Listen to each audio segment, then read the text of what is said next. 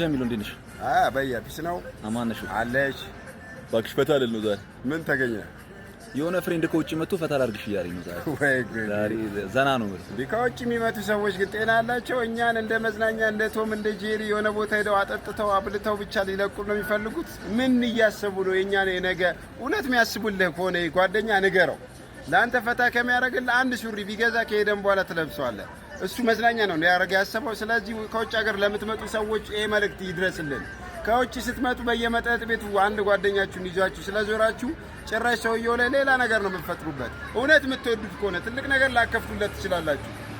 የሞባይል ከቨር አምጡለት፣ እሱ ይጠቅመዋል። እናንተ ይዛችሁት እየዞራችሁ ከምታጠጡት የሞባይል ከቨር ይጠቅመዋል። ስለዚህ የእናንተን ደስታ ለማራመድ ብላችሁ በየሴት ጋርና በየመጠጥ ቤት ጋር አታዝሩ፣ ንቁ። እንደውም እኛንን ከእናንተ ይልቅ አፕዴት ይሆን ነው። ለስሙ አሪፍ ሀገር ነው ያላችሁ፣ አፕዴት አላችሁ፣ መንቃት አለባችሁ። ይመቻችሁ። ለማንኛውም